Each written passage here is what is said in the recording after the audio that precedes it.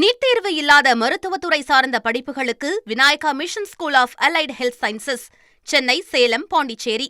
அதிமுக கூட்டணியில் பாமகவிற்கு 18 தொகுதிகள் ஒதுக்கீடு செய்யப்பட உள்ளதாக தகவல் ஒன்று வெளியாகியிருக்கிறது. இது தொடர்பான முக்கிய செய்தியை பார்த்து வருகிறோம். தமிழகத்தில் தேர்தல் தேதி ஏப்ரல் 23 என்பதை நோக்கி அனைத்து கட்சிகளும் பம்பரமாய் சுழன்று கொண்டிருக்கின்றன. அந்த வகையில் தேர்தல் கூட்டணி தொகுதி பங்கீடு பேச்சுவார்த்தைகளானது தொடர்ந்து சென்று கொண்டிருக்கிறது. அந்த வகையில் அதிமுக கூட்டணியில் எந்தெந்த கட்சிகளுக்கு எத்தனை இடங்கள் ஒதுக்கப்பட உள்ளன என்ற ஒரு எதிர்பார்ப்பும் அதிகமாக எழுந்திருக்கிறது. இந்நிலையில் பாமகவிற்கு 18 தொகுதிகள் ஒதுக்க வாய்ப்பிருப்பதாக தற்பொழுது தகவல் வெளியாகியிருக்கிறது.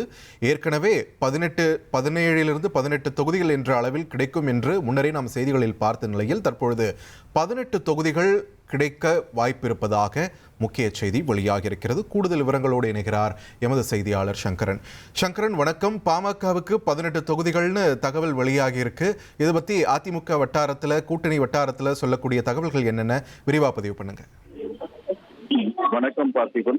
தேசிய ஜனநாயக கூட்டணியில எந்தெந்த கட்சிக்கு எத்தனை தொகுதிகள் அந்த பங்கீடு என்பது இன்னும் சற்று நேரத்துல உறுதியாக இருக்கிறது.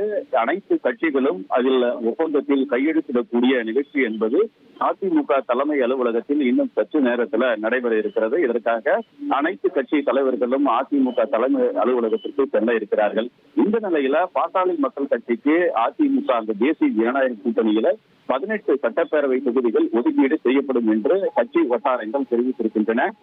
அதாவது அந்த தேசிய ஜனநாயக கூட்டணியில் அன்புமணி இணையும் போதே இந்த தொகுதி எண்ணிக்கை குறித்தெல்லாம் பேசப்பட்டு விட்டது என்றும் அப்போதே எடுத்த முடிவின்படிதான் ராஜ்யசபா ஒரு இடமும் அன்புமணிக்கு வழங்கப்பட்டது. அதை போலவே ஏற்கனவே உறுதி செய்யப்பட்டபடி 18 தொகுதிகள் ஒதுக்கீடு செய்யப்பட இருப்பதாகவும் கட்சி வட்டாரங்கள் தெரிவிக்கின்றன.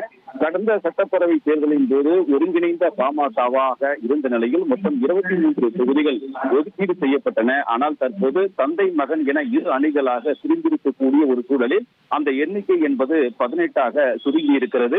ஆனாலும் கூட இந்த 18 எண்ணிக்கைக்கு அன்புமணி தரப்பில் ஒரு திருப்தியான ஒரு தகவல்களாகவே தெரிவிக்கிறார்கள். மேலும் கடந்த முறை போட்டியிட்ட அந்த 23 தொகுதிகளில் இருந்துதான் இந்த 18 தொகுதிகள் பெரும்பாலும் ஒதுக்கீடு செய்யப்படும் என்றும் கட்சி வட்டாரங்கள் தெரிவிக்கின்றன. இன்னும் சற்று நேரத்தில் பாமக தலைவர் அன்புமணி நீலாங்கரையினுடைய இல்லத்தில் இருந்து அதிமுக தலைமை அலுவலகத்திற்கு செல்ல இருக்கிறார். அங்கு சென்றதும் இந்த ஒப்பந்தத்தில் கையெழுத்திட இருக்கிறார். எனவே தேசிய ஜனநாயக கூட்டணியில் இடம்பெற்றிருக்கக்கூடிய அனைத்து கட்சிகளுக்குமான அந்த தொகுதி பங்கீடு என்பது இன்னும் சற்று நேரத்தில் முழுமையான முடிவுகள் எல்லாம் வெளியாக இருக்கின்றன என்பதும் குறிப்பிடத்தக்கது. பார்த்திபன்.